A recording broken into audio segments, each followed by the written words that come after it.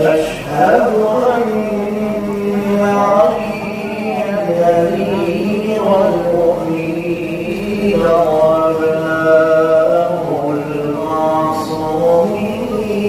حجة